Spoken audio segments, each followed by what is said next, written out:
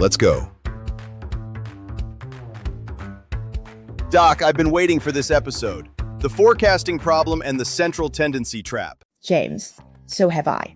What would happen if you realized the number one reason candidates fail asset allocation isn't the math?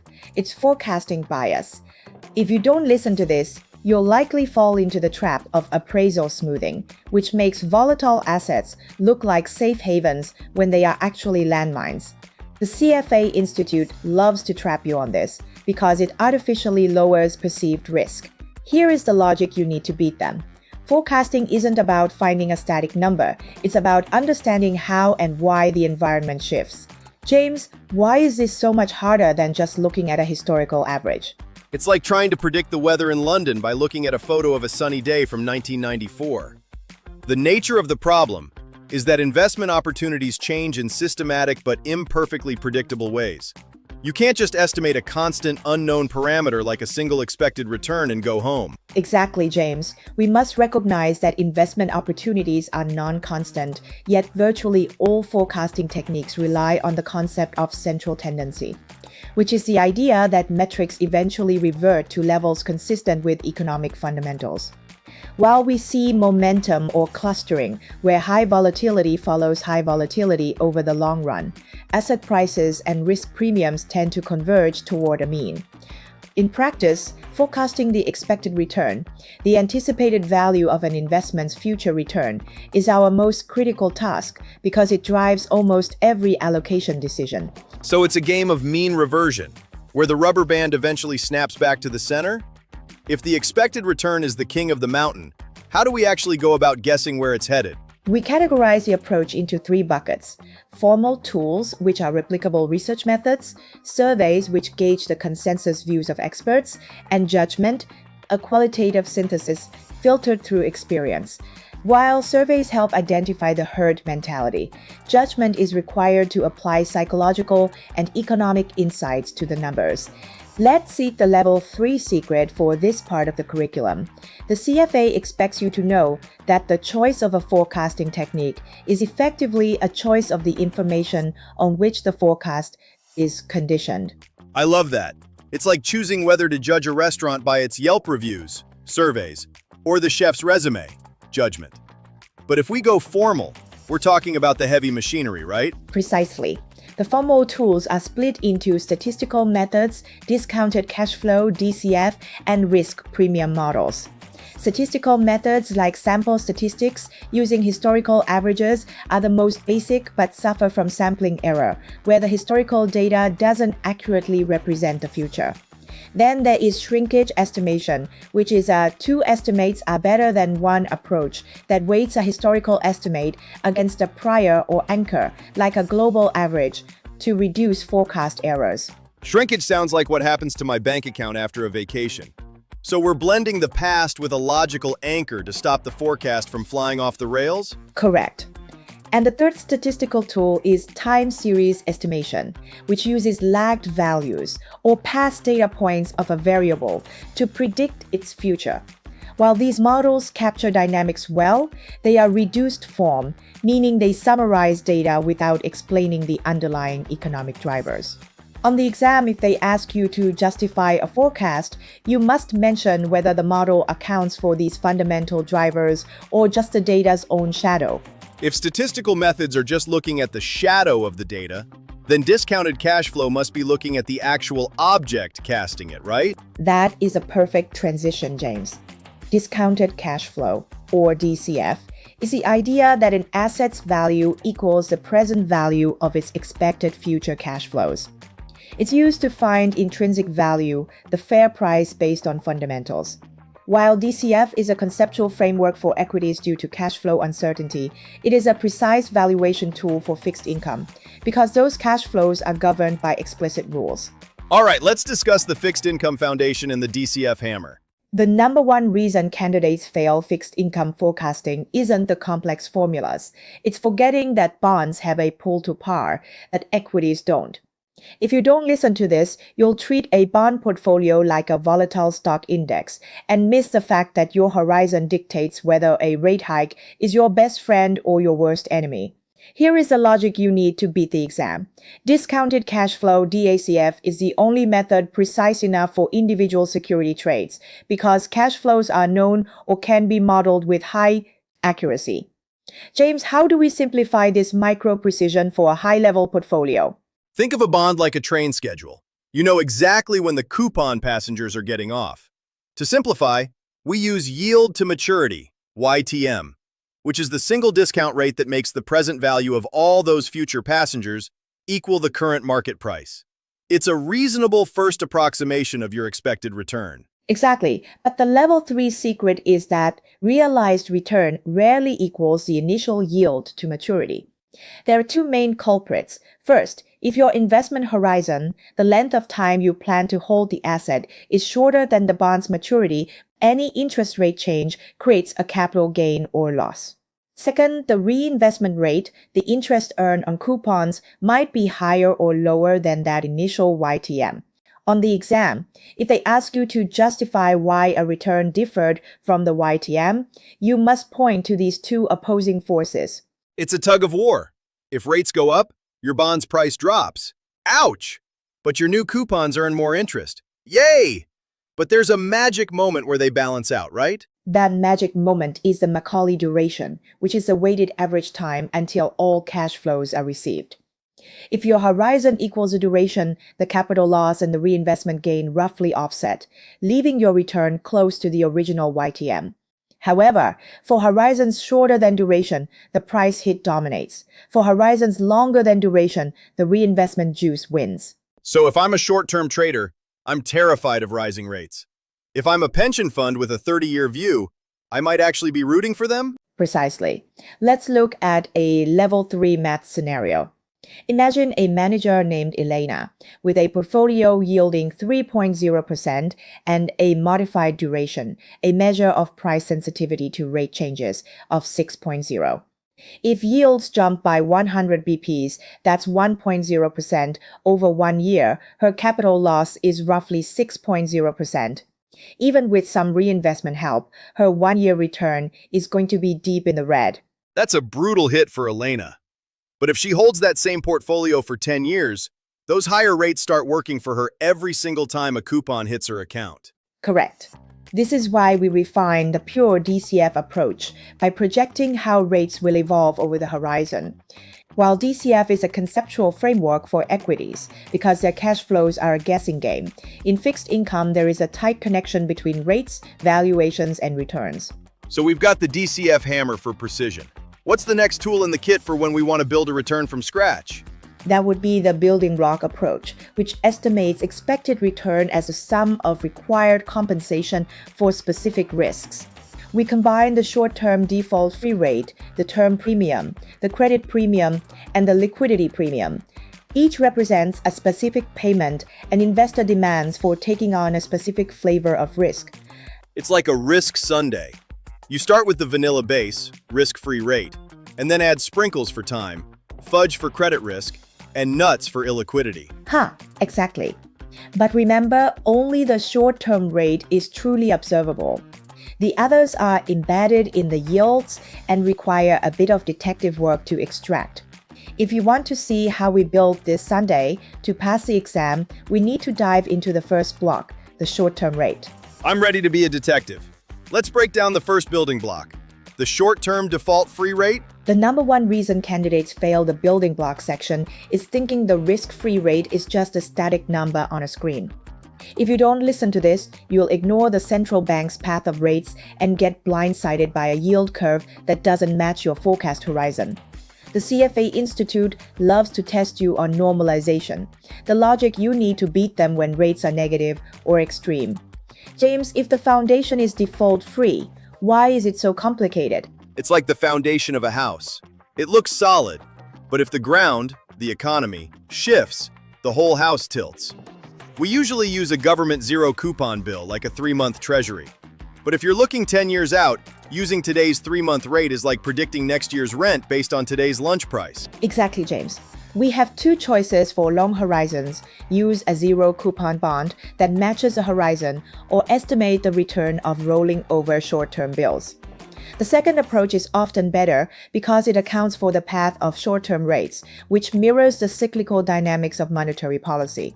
If the central bank is cutting rates because growth is weakening, your risk-free component should shrink in your next forecast. So we're looking at the Taylor rule or central bank dot plots to guess the path. But once we have that base, we have to add the term premium, the extra juice for locking up money for a long time. Let's seek the level 3 secret. You cannot derive the term premium, the extra return for interest rate risk, directly from the yield curve. The curve shows forward rates, but those are just break-even rates, not necessarily what you'll actually earn. Research shows these premiums are positive, increase with maturity, and are roughly proportional to duration, which is the sensitivity of a bond's price to interest rate changes. It's like a patience tax that the market pays you. The longer you wait, the more you get paid, especially if inflation is acting like a wild animal. Great analogy. Level-dependent inflation uncertainty is a huge driver. If inflation is high, uncertainty is high, so investors demand a higher term premium. We also look at the ability to hedge recession risk. If bonds do well when the economy tanks, negative correlation, the premium is low because they act like insurance. If they crash with the economy, you need a much higher premium to hold them. So, insurance bonds are cheap, and fair weather bonds are expensive. What about the physical supply of these things? Does the government printing more long-term debt matter? Absolutely. Supply and demand shifts the slope. If there's a flood of 30-year bonds, the term premium rises because someone has to be bribed to soak up all that long-term risk. Also, watch the business cycle. The curve is usually steepest, highest premium at the trough of a recession, and flattest at the peak. If I'm looking at a table of indicators on the exam, which one is the king of predictors? On the exam, if they ask you to determine which indicator is most reliable for a one-year horizon, look for the ex-ante real yield. It has a correlation of 0.48 for one-year returns, which is stronger than the simple yield curve slope at 0.34. Interestingly, the share of debt greater than 10 years is a powerful predictor for a 5-year horizon, with a correlation of 0.66. So short-term is about real yields. Long-term is about the supply of debt. We've built the base and the time premium. Ready to add some credit fudge to this sundae? Let's do it. But be careful, credit risk behaves very differently than interest rate risk. I'm ready. We are now to jump into the credit premium next. The reason candidates fail credit analysis isn't the ratios, it's confusing the credit spread with the credit premium. If you don't listen to this, you'll assume a 2% spread means 2% extra profit, but half of that is usually eaten by actual defaults. The CFA Institute loves to trap you on this because spreads are driven by market fear, not just math. Here is the logic you need to beat them. The credit premium is the extra return you get for bearing the risk of default above the expected losses. James, if a bond spread is wide, is it always a buy? Not if the company is actually about to walk the plank.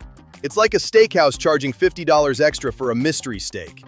If the extra cost, the spread, is $50, but there's a 50% chance the steak is actually just a rubber boot, the default loss, your real premium for taking the risk is much smaller. Exactly. A study of 150 years of data showed that default losses accounted for only about half of the average yield spread. This means investors do earn a credit premium, but it's lumpy. Default rates tend to cluster during recessions. Interestingly, while GDP and stock returns predict defaults, the credit spread itself is a poor predictor of actual future defaults. Instead, spreads are driven by the credit premium, which is basically the market's fear gauge and liquidity needs. So the spread is the scare factor more than the math factor. And does this change depending on whether the company is a blue-chip giant or a junk bond underdog? Very much so. For high-quality AAA or AA bonds, actual default is rare. Their spreads are driven by downgrade bias. The fact that a rating drop hurts the price much more than an upgrade helps it, and the liquidity premium relative to government bonds.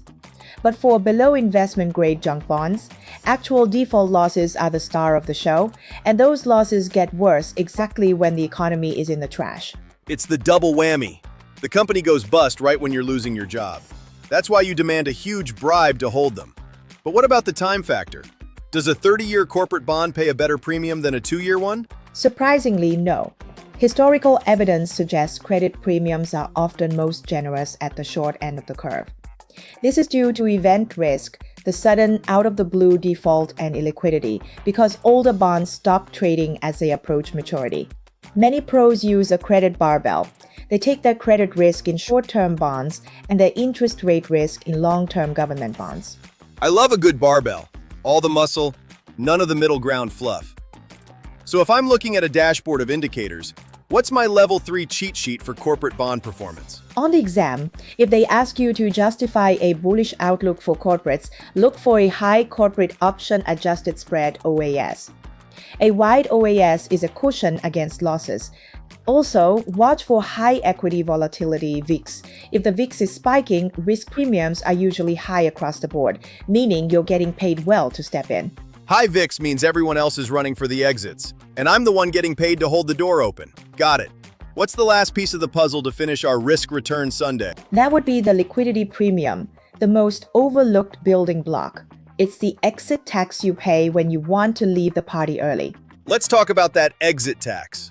Tell me about the liquidity premium. A big reason candidates fail the liquidity section is assuming illiquidity just means a wider bid-ask spread. If you don't listen to this, you'll ignore the liquidity premium, which is the extra return you demand for the risk of not being able to sell your asset when the world is ending. The CFA Institute loves to trap you on this because it's the most invisible building block. Here is the logic you need to beat them. A liquidity premium isn't just a cost, it's a source of return for those with the patience to harvest it. James, how do we visualize this exit tax? Think of it like a crowded nightclub. If there's only one tiny exit door and everyone smells smoke at the same time, you're going to pay a massive premium to the guy who lets you cut the line. In the bond market, on-the-run treasuries, the brand new ones, are the main exit. Everything else is a side door with a cover charge. That's a sharp analogy. On-the-run securities are the most recently issued and most liquid, while off-the-run securities are older and trade less frequently. Investors demand a higher yield for the off-the-run bonds to compensate for that exit risk. But the level 3 secret is that this premium is counter-cyclical. It's tiny when everyone is happy, but it explodes during a flight to quality, which is when investors dump everything to buy the safest, most liquid government bonds. So when the smoke appears, the price of the exit door, liquidity, goes through the roof.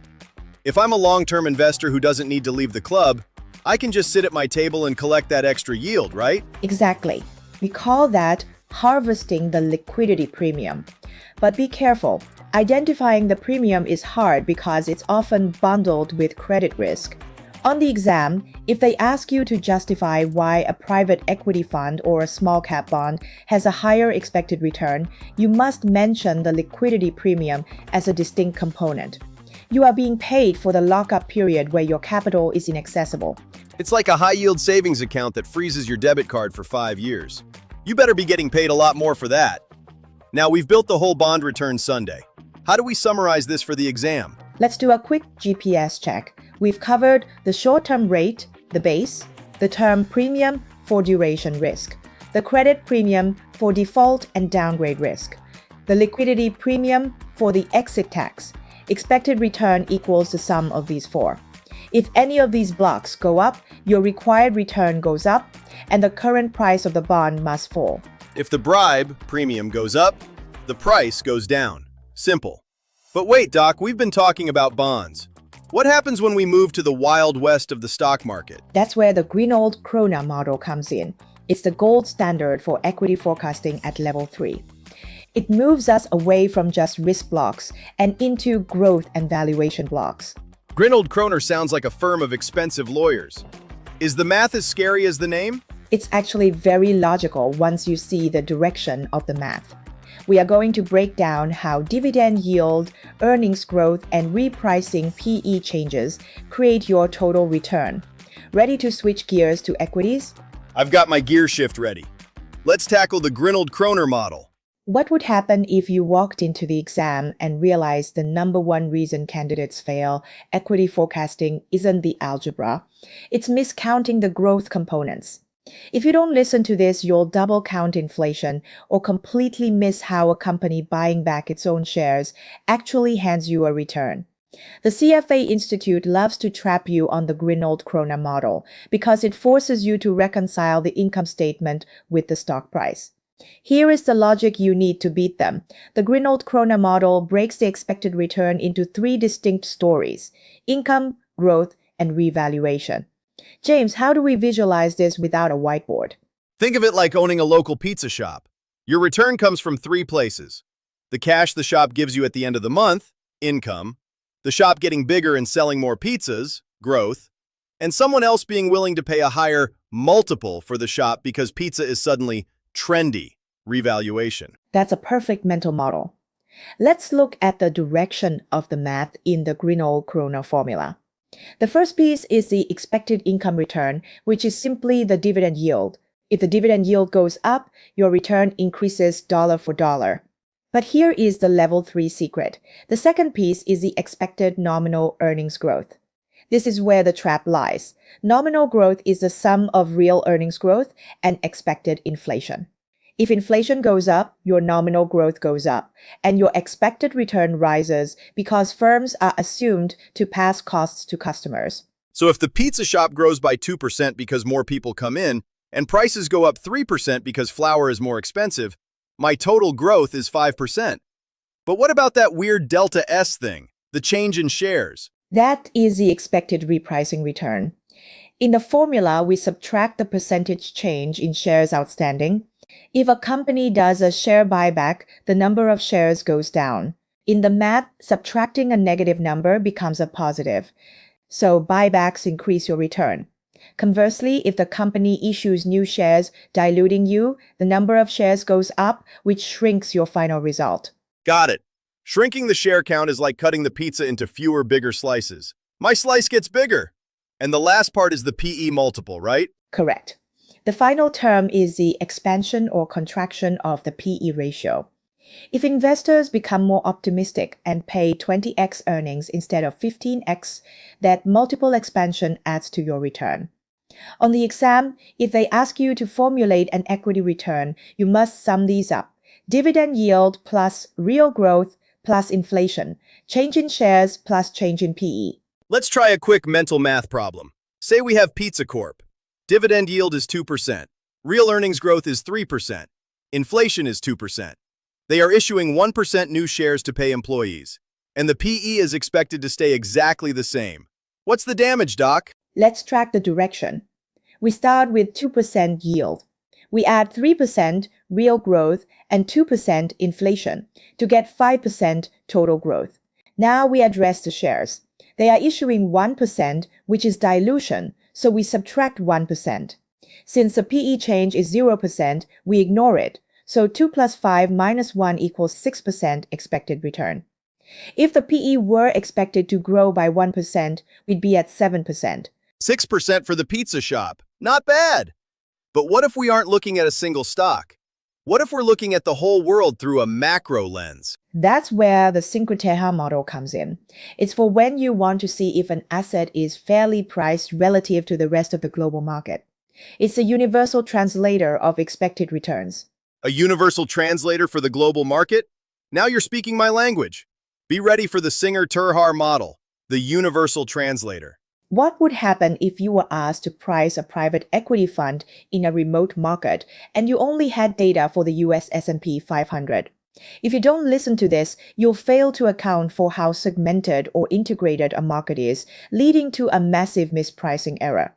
The CFA Institute loves to trap you on the Singer-Terhaar model because it's the ultimate level 3 bridge between local risks and global reality. Here is the logic you need to beat them.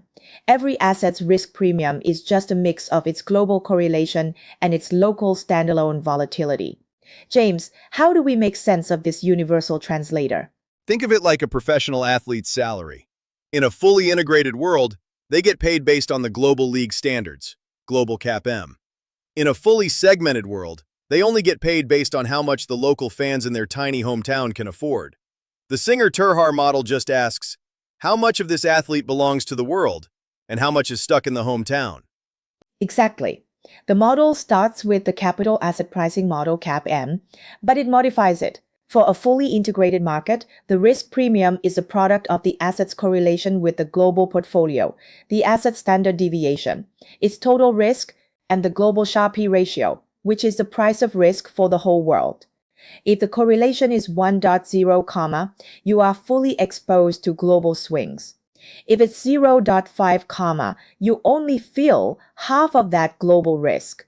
So if the world is a giant party, integration means I'm dancing with everyone. But what if the hometown, the local market, has its own rules? That's the fully segmented market calculation. Here we assume the asset is its own world. The risk premium is just the asset standard deviation times that same global Sharpe ratio. We ignore correlation because in a segmented market, global diversifiers don't matter. You're only compensated for the local roller coaster. The level 3 secret is the weighting. We take a weighted average of these two scenarios based on how open the market is to international capital. Let's do a logic check. If a market becomes more integrated, like an emerging market opening its doors to foreign investors, does the required return usually go up or down? Great question, James. Because the correlation with the global portfolio is almost always less than 1.0, the integrated risk premium is lower than the segmented one. So as a market integrates, the required return shrinks, which actually pushes the current asset price up. On the exam, if they ask you to justify a lower expected return for a maturing emerging market, mention increased integration leading to a lower risk premium. So being lonely, segmented, is expensive for a country. And joining the club, integrated, makes their assets more valuable because the risk is shared. Precisely. And don't forget the final step, adding back the inflation differential. If you are forecasting for a local investor, you must adjust the global risk premium for the difference in expected inflation between that local country and the global benchmark. It's the global Sunday, but adjusted for the local currency's purchasing power. We've covered bonds, stocks, and the global bridge. What about the dirty assets, the ones that don't trade on an exchange? You mean real estate. That's where things get smooth, and not in a good way. We need to talk about appraisal smoothing. Smooth sounds like a trap. I'm ready to dig into real estate. The number one reason candidates fail. Real estate allocation is believing the volatility they see in the data is real. If you don't listen to this, you'll treat private real estate like a low-risk bond, but it's actually a volatility iceberg. Most of the danger is hidden below the surface. The CFA Institute loves to trap you on appraisal smoothing because it makes real estate look like it has a magical correlation of zero with other assets. Here is the logic you need to beat them. Reported real estate returns are based on infrequent appraisals, not daily trades, which artificially smooths out the price swings. James, why is this smoothness so dangerous for a portfolio? It's like looking at a heart rate monitor that only updates once an hour. It looks like a nice, flat line, while the patient is actually running a marathon or jumping off a cliff in between. This smoothing makes the asset look like a diversification superstar, but it's just a data lag. Precisely, James, because private real estate doesn't trade on an exchange. We rely on appraisals, which are estimates of value. These estimates suffer from anchoring, where the appraiser is influenced by the previous valuation. This creates persistence in the data, where this period's return looks a lot like last period's. The level 3 secret is that you must unsmooth the data to find the true risks. If you don't, you will drastically understate the standard deviation total risks and overstate the diversification benefits in your mean variance optimization. So if I'm looking at a table of returns for tower real estate, and the returns are a steady 1% every month, I shouldn't be impressed? I should be suspicious? Exactly. On the exam, if they ask you to justify why private real estate has a low correlation with equities, you must point out that this is likely an artifact of appraisal smoothing and not necessarily a fundamental economic reality. We often look at REITs, real estate investment trusts, to see the true market volatility because they trade daily on an exchange. The math shows that once you unsmooth private real estate, it looks a lot more like a high-yield bond or a small-cap stock. It's the truth serum for real estate. Doc, once you inject the REIT data, the smooth line starts jumping around like a caffeinated squirrel. What about the building blocks for real estate? Is it the same Sunday as the bonds? It's similar, but with a growth twist. We use the cap rate net operating income divided by property value as our starting point. Then we add the expected growth in income and a revaluation term, similar to the Grinold-Kroner model we used for stocks. If the cap rate is 5% and you expect rents to grow by 2%, your starting point for expected return is 7%. So, rent plus growth plus change in value. It sounds like the pizza shop again, but with a bigger building and a lot more paperwork. Exactly, and remember, liquidity is a massive factor here. Real estate is the king of the liquidity premium because selling a skyscraper takes months, not milliseconds. You need to be paid for that locked-in feeling. Let's do it. Currencies are the wild card that can make or break a global portfolio. Let's do it. Currencies are the wild card that can make or break a global portfolio. What would happen if you believed that a 10% interest rate in an emerging market was a free lunch compared to a 2% rate at home? If you don't listen to this, you'll get wiped out by a currency collapse that eats your entire profit and then some. The CFA Institute loves to trap you on international parity conditions because they represent the break-even point where no one makes an extra dime. Here is the logic you need to beat them. In the long run, exchange rates adjust to offset interest rate and inflation differences. James, why is it so hard to just chase the yield? It's like a global game of whack-a-mole. If you find a currency with a high interest rate, the market usually whacks it down with a depreciation. Uncovered interest rate parity, UIRP, says that the high-yield currency should lose value exactly enough to cancel out its extra interest. If it didn't, everyone would just pile into that one currency until the opportunity vanished. Exactly.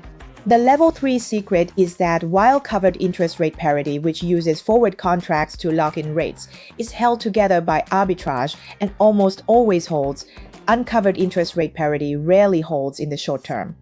This failure of UIRP is what creates the carry trade, where investors borrow in low-interest funding currencies and invest in high-interest target currencies. On the exam, if they ask you to justify why a currency might not follow the parity math, you must mention that capital flows often chase high yields, actually pushing the high-interest currency up in the short term.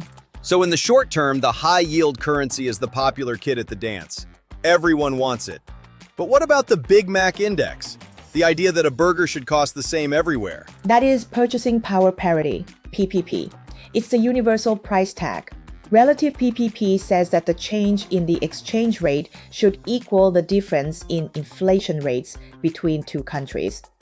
If the home country has 5% inflation and the foreign country has 2%, the home currency should depreciate by 3% to keep the cost of goods equal. It's like a self-correcting scale.